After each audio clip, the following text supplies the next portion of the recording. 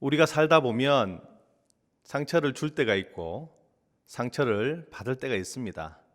그런데 우리는 흔히 상처를 받은 일에만 골몰한 나머지 어려워하고 힘들어할 때가 있습니다. 마음뿐만 아니라 고통과 고난, 외적인 모습도 마찬가지일 것입니다. 리고렌 목사님은 이러한 일들에 대해서 상처를 받았을 때 하지 말아야 할 일들을 이야기하고 있습니다. 5가지로 나와 있는데요. 첫 번째로 무시하지 말아야 합니다. 우리는 고통받을 때 이 고통이 존재하지 않는 것처럼 여겨집니다.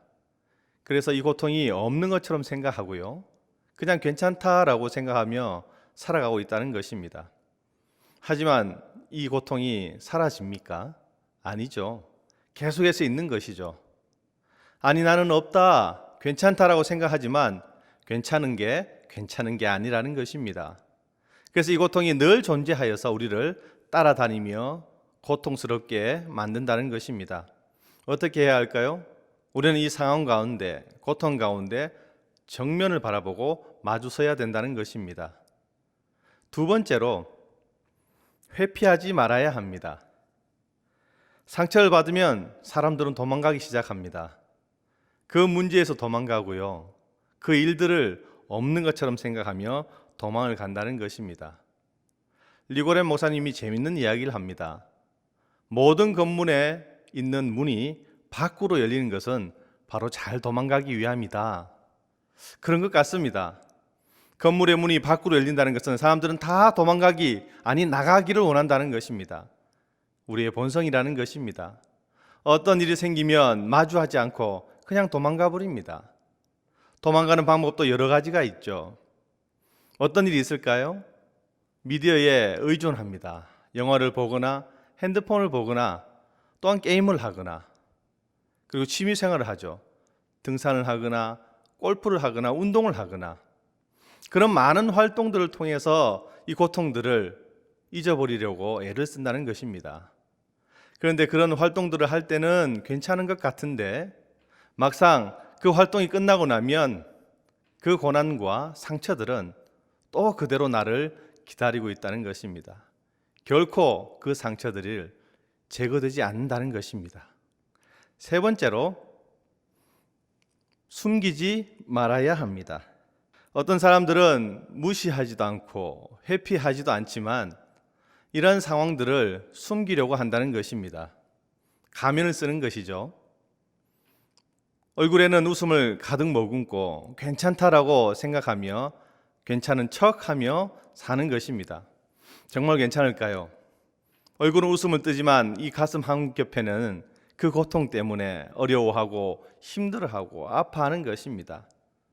정말 철저한 가면을 쓰지만 그 고통은 고스란히 나에게 내 마음속에 자리 잡고 있다는 것입니다. 어떤 사람들은 어떻게 합니까? 물질로서 그 고통을 제거해 보려고 합니다. 좋은 물건을 사고 값진 것들을 사고 자동차를 사고 집을 사고 많은 좋은 것들로 내 주위에 가득하게 해본들 그 고통은 그대로 있다는 것입니다. 여러분, 물질이 내 고통을 감싸주지 못한다는 것을, 제거해주지 못한다는 것을 알아야 합니다. 네 번째로 염려하지 말아야 합니다. 염려란 다스릴 수 없는 것들을 다스리려고 할 때에 염려가 발생합니다. 이 말을 다시 한번 해보면 내가 다스릴 수 없는 상황이 왔는데 내가 그 상황을 내 힘으로 해보려고 할 때에 염려란 것이 생긴다는 것입니다. 모두들 그렇게 살고 있지는 않습니까? 이것은 하나님의 역할을 내가 하는 것이죠. 하나님이 해야 할 일을 내가 하고 있다는 것입니다. 점점 더 불행해질 것입니다. 왜입니까? 하나님 일을 내가 하기 시작했으니 점점 더 불행한 삶을 살아갈 수밖에 없다는 것입니다. 왜냐하면 내가 하나님이 아니라는 사실을 우리는 깨닫고 있기 때문에 그렇습니다. 여러분, 그래서 성경은 뭐라고 이야기합니까? 베드로전서 5장 7절에서는 너희 염려를 다 주께 맡기라. 이는 그가 너희를 돌보심이라. 주님께 맡겨야 하는데 내가 하려고 하니 염려가 생기고 아프고 힘들고 어렵고 계속해서 쌓여간다는 것입니다. 염려를 다 주께 맡기시길 바랍니다. 그리고 마지막으로 5번째, 분노하지 말아야 합니다. 분노하는 것은 결코 도움이 되지 않습니다. 분노를 하기 시작하면 마음에 쓴 마음이 생기기 시작합니다. 그래서 사람들을 미워하게 되고요, 마음을 닫아버리게 되고요, 그래서 내 마음을 남들이 알아주지 않을까 생각하지도 않고 아예 이야기하지도 않는다는 것입니다. 이 쓴 마음 때문에 사람들 미워하기 시작합니다. 얼마나 불행합니까? 여러분, 이 분노가 하는 일은요, 우리가 아팠던 그 기억들을, 과거의 그 기억들이 현재의 나의 삶을 지배하도록 하는 것입니다. 지나간 것은 지나간 대로 덮어두고 기도하고 하나님께 맡겨야 하는데, 이 쓴뿌리는, 분노는 계속해서 생각나게 합니다. 그래서 우리 흔히들 이런 말을 합니다. 생각해보니 억울하네, 생각해보니 힘드네, 생각해보니 마음이 아프네. 떨쳐버리지 못하고 잊어버리지 못하고 맡기지 못하니 계속해서 힘들어하는 것입니다. 여러분, 지금 우리의 모습이지 않습니까? 어떤 상황들이 벌어지면 쓴뿌리가 생기고 마음이 아프고 힘이 들고, 정말 신앙생활을 하는 것이 맞는 것인지, 이것이 정말 잘하는 것인지 어렵기 시작했고, 어떻게 해야 될지 모르고 힘들고 어려워하며 하나님 앞에 서 있지 않습니까? 어떻게 해야 합니까? 우리는 이미 방법을 알고 있습니다. 내려놓아야 하지요. 하나님 앞에 나와야 한다는 것입니다. 하지만 우리는 어떤 상황들이 생기면 그 일들을 진단하기 시작합니다. 원인을 밝혀내는 것이죠. 그리고 어떻게 할까요? 책임 전가를 하기 시작했습니다. 나로부터 시작한 원인들이 아니라 타인으로부터 시작된 원인이니 그 타인이 잘못이라는 것입니다. 그래서 그 일들은 나에게서 무시당하기 시작하고요, 그리고 나는 그 일에 대해서 해방감을 느끼게 됩니다. 피하게 된다는 것이죠. 그래서 내가 한 잘못들은 사소한 것이라고 이야기하며 얼마나 용서를 잘 하는지요. 하지만 타인의 잘못은 아무리 사소한 것이라도 정죄하고 잘못됐다고 말하고 있지 않습니까? 여러분, 이런 일들이 계속해서 반복되지는 않습니까? 정말 우리의 모습일 것입니다. 과연 우리는 이러한 고통과 고난 가운데, 이러한 상황 속으로 내 마음이 이끌리지 않고 하나님의 은혜 쪽으로, 하나님의 말씀이 있는 쪽으로 내 마음을 돌릴 수 있을까요? 성경은 끊임없이 우리에게 이것을 요구하고 있는 것입니다. 하나님의 말씀 쪽으로 방향을 틀어라. 그래서 여호수아서 24장 15절의 말씀에서는 이렇게 질문을 하죠. 만일 여호와를 섬기는 것이 너희에게 좋지 않게 보이거든 너희 조상들이 강 저쪽에서 섬기던 신들이든지 또는 너희가 거주하는 땅에 있는 아모리 족속의 신들이든지 너희가 섬길 자를 오늘 택하라. 오직 나와 내 집은 여호와를 섬기겠노라 하니 어느 쪽에 설 것인가 명확해야 합니다. 그래야만 다음의 신앙의 단계로 나아갈 수 있습니다. 오늘 본문에 나온 다윗이 바로 이 질문에 대한 명확한 답을 이야기하고 있습니다. 시편 23편 4절의 말씀입니다. 내가 사망의 음침한 골짜기로 다닐지라도 해를 두려워하지 않을 것은 주께서 나와 함께 하심이라. 주의 지팡이와 막대기가 나를 안위하시나이다. 다윗의 세 가지 고백입니다. 먼저는 나는 사망의 음침한 골짜기로 다닐지라도 두려워하지 않습니다. 두 번째는 주께서 나와 함께 하십니다. 세 번째는 주의 지팡이와 막대기가 나를 언제나 보호하십니다. 이 세 가지의 고백이 다윗의 신앙 고백입니다. 다윗의 상황은 하루하루 급변했고요, 하루하루 너무 힘들었지만 그는 변하지 않는 신앙으로 말미암아 하나님 앞에 서 있는 것입니다. 다윗의 신앙 고백입니다. 다윗은 하루하루 급변한 상황 속에 살았지만 변치 않는 신앙으로 말미암아 그의 상황을 보고 견뎌가는 것이죠. 다윗은 사울의 추격을 받고 있었습니다. 당시 사울이 얼마나 맹렬한 추격을 했나 하면 사울 왕은 모든 직무를 뒤로 하고 그의 정적을 잡기 위해서 그가 가진 공권력을 모두 다 소진하고 있었습니다. 그래서 어떤 사람에게 밀고를 당하여서 사울왕 앞에 붙잡혀 가지 않을까, 정말 그 마음으로 살았다는 것입니다. 또한 사랑하는 아들 압살롬에게 쿠데타를 당해서, 반란을 당해서 정말 믿었던 아들이고 믿었던 군사들에게 쫓겨나가는 신세가 되었습니다. 얼마나 마음이 아팠겠습니까? 백성들 보기에 부끄러워서 머리를 풀고 혹여나 볼까봐 고개를 숙이고 눈물을 흘리며 그 자리를 뛰쳐나와야 했다는 것입니다. 부끄럽고 마음이 아프고 눈물이 앞을 가립니다. 사람들이 손가락질 합니다. 모욕적인 말을 합니다.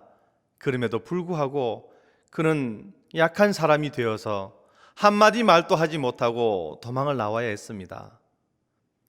그래서 다윗은 이런 고백을 합니다. 내가 사망의 음침한 골짜기를 다닐지라도. 이것이 다윗의 정말 그 마음을 토로해내는 단어이고 용례입니다. 내가 사망의 음침한 골짜기를 다닐지라도. 내가 지금 그 자리를 다니고 있다는 것입니다. 여러분, 다윗의 고백처럼 상황 너머에 계시는 그 하나님을 기억하고 나아갈 때에 구원이 있고 승리가 있을 줄 믿습니다. 오늘 본문의 말씀을 통해서 다윗이 본 하나님, 그 하나님은 어떤 하나님인지 한번 살펴보도록 하겠습니다. 첫 번째로 다윗이 본 하나님은 상을 차려주시는 하나님입니다. 본문에서 말하는 주께서 내 원수의 목전에서 내게 상을 차려주시고 라고 이야기했습니다. 여기서 말하는 상은 금메달, 은메달과 같은 상이 아닙니다. 잔치상입니다. 정말 잔치상을 베풀어 주시겠다라고 명령하시는 겁니다. 사탄의 공격을 받고 원수들에게 고난을 당할 때에 주님께서 잔치상을 차려주시고 한번 보라는 것입니다. 정말 어렵고 힘들지만 잔치상을 차려주시고 믿음의 눈으로 바라보라는 것입니다. 그 상황 너머에 주님이 계시고 하나님의 역사하심이 있다는 것을 바라보며 나아가라는 하나님의 메시지인 것입니다. 우리는 어떤 기도를 해야 할까요? 내가 지금 어렵고 힘들고 고난당하고 눈물 흘리는 상황 가운데 하나님 저에게 어떤 잔치상을 차려주시려고 이런 고난을 주십니까? 감사합니다. 이런 고백을 해야 되지 않겠습니까? 여리고 정탐을 12명이 갔습니다. 그리고 10명은 부정적인 언어로 보고를 합니다. 우리는 싸울 수가 없습니다. 반드시 집니다. 모두가 죽고 남은 사람들은 포로로 끌려갑니다. 그들은 장수와 같아서 우리는 메뚜기 같은 인생입니다. 여리고성은 난공불락이라서 무너뜨릴 수가 없습니다. 우리는 할 수가 없습니다. 그 보고를 들은 백성들은 모세를 원망하고 하나님을 원망하기 시작했습니다. 두려움이 엄습했습니다. 하지만 나머지 2명인 여호수아와 갈렙은 다른 보고를 합니다. 우리는 할 수 있습니다. 가능합니다. 우리의 밥입니다. 두 사람이 본 것은 아무리 장수와 같고 우리는 메뚜기 같은 존재이지만 주님께서 보시기에 그들이 더 메뚜기보다 못하다는 것입니다. 아무리 여리고성이 견고하여도 하나님이 함께 하시면 종이짝처럼 찢겨질 것이라는 것입니다. 왜 이렇게 다른 보고를 합니까? 바라보는 눈이 달랐기 때문에 그렇습니다. 어떻게 그러면 이 두 사람은 믿음의 눈으로 믿음의 보고를 할 수 있습니까? 하나님의 말씀 때문에 그렇습니다.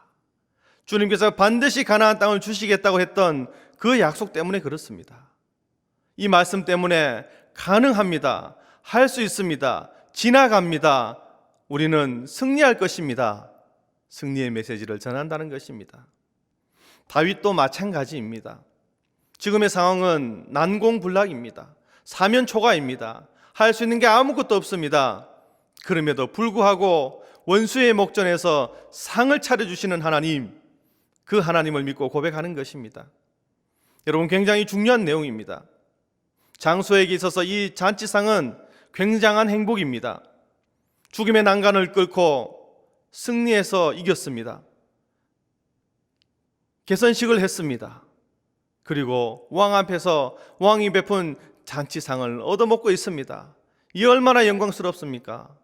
장군에게는, 장수에게는 더없이 행복한 순간입니다. 만약 어려운 시간, 어려운 순간들을 포기했다면 이런 영광은 없을 것입니다. 하지만 이기고 견디고 싸웠더니 이런 영광이 주어졌다는 것입니다. 여러분, 지금 무엇이 힘듭니까? 무엇이 어렵습니까? 기독교가 망할 것 같습니까? 어려운 상황들이 계속될 것만 같습니까? 그래서 힘이 듭니까? 여러분, 어려운 상황을 판단하고 진단하고 원인을 규명하는 것 너무나 중요합니다. 하지만 그것에 머문 나머지 하나님의 역사하심을 잊어버린다면 우리는 정말 희망 없는 사람이 될 것입니다. 하지만 주를 바라볼 때에 반드시 이길 것이고 반드시 승리할 줄 믿습니다. 고린도후서 4장 8절에서 10절의 말씀은 이렇게 기록하고 있습니다. 우리가 사방으로 우겨쌈을 당하여도 쌓이지 아니하며 답답한 일을 당하여도 낙심하지 아니하며 박해를 받아도 버림받지 아니하며 거꾸로 뜨림을 당하여도 망하지 아니하고 우리가 항상 예수의 죽음을 몸에 짊어짐은 예수의 생명이 또한 우리 몸에 나타나게 하려 함이라. 10번 넘어져도 11번 이렇게 세워주시는 하나님, 100번 넘어져도 101번 세워주시는 하나님, 그 하나님이 오늘도 우리를 인도해 주실 줄 믿습니다. 그래서 기쁨의 잔치상, 감사의 잔치상, 사랑의 잔치상을 차려주시는 그 하나님을 믿고 나아가는 여러분 되시기를 간절히 축복합니다. 두 번째로, 다윗이 바라본 하나님은 기름을 부으시는 하나님입니다. 오늘 본문 5절 후반부입니다. 기름을 내 머리에 부으셨으니 내 잔이 넘치나이다. 기름을 우리 머리에 부으셨다라고 합니다. 기름은 누구에게 붓습니까? 구약시대의 왕, 선지자, 제사장에게 기름을 부었습니다. 이렇게 기름을 붓는다는 것은 영광과 존귀한 존재라는 것을 뜻합니다. 그런데 기름을 붓는데 넘치도록 붓는다라고 말씀하십니다. 다윗은 이것을 보았습니다. 이것을 알아차렸습니다. 주님께서 기름을 부으셔서, 넘치도록 부으셔서 우리의 은혜의 삶의 자리로 이끌어 가신다는 겁니다. 얼마나 은혜입니까? 이 기름 부음 사건을 기억했다는 것입니다. 더 나아가서 기름 부었다는 것은 성령 충만과 연결되기도 합니다. 다윗은 사무엘에게 기름 부음을 받을 때 성령 충만함을 체험했습니다. 사무엘상 16장 13절의 말씀입니다.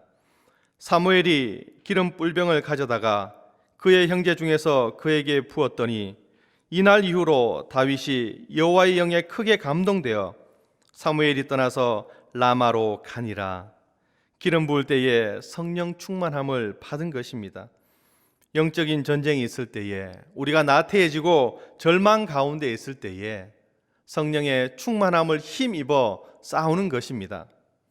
다윗은 이 기름이 부어져야만 승리할 수 있다는 것, 이것을 알았다는 것입니다.